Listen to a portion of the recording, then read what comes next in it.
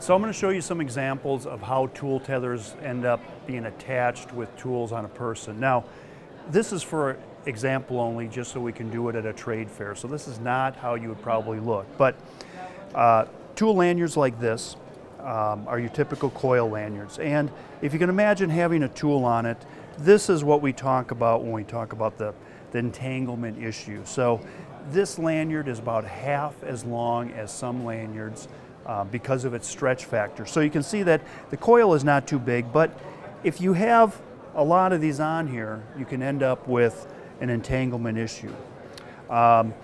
This is an attachment point that we're putting on a belt. Since this belt might not have places to attach to, this allows you to loop and put a load ring onto the belt.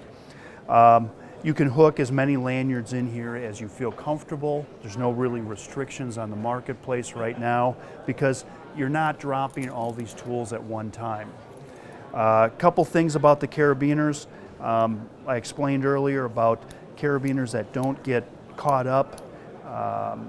They're easy to put on and easy to take off. Now, the drops program is saying that you should have locking gate carabiners like this. And the reason behind that is sometimes these type of carabiners could hang up, so you could actually put them on and not have this closed.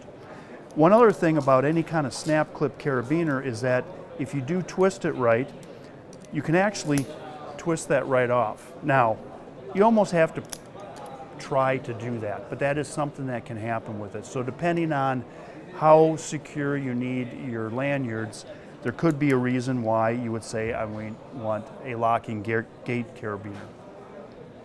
We do the locking gates with a screw lock, and there is automatic locking devices out there. But the reason we do this is for the person who wants ultimate safety. It requires the worker to actually close the gate. You know that it's closed. Sometimes when you have the twist automatic close type systems, they don't work foolproof.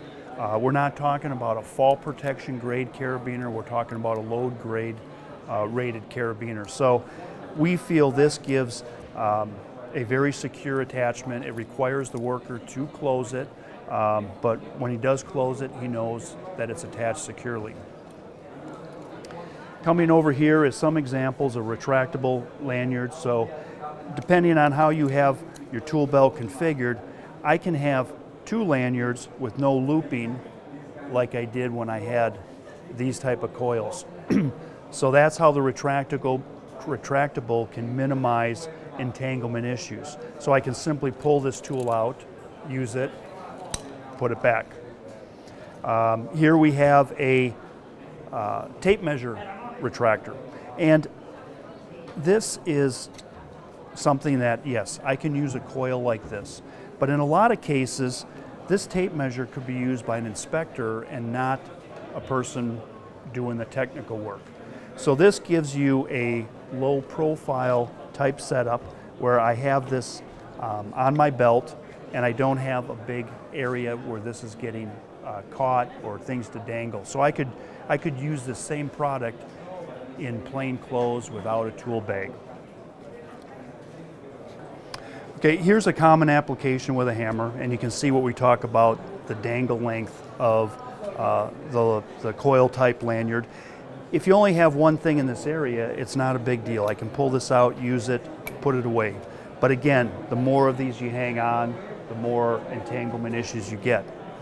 So if we go upwards, here is another application, hard hat lanyards. This is another item that can drop. It's not as heavy as a tool, but they do drop and cause injuries. What I'm showing here is two different hard hat lanyards. This is a strap, which is very common on the marketplace. We also do a retractable, and what the retractable does is it gives you a lower profile, but you still have the ability to have some movement with it. If you want to take it off, it does extend. Everything we try to do is to provide a low profile so you don't get caught up on it, but there's two different versions of how to do things.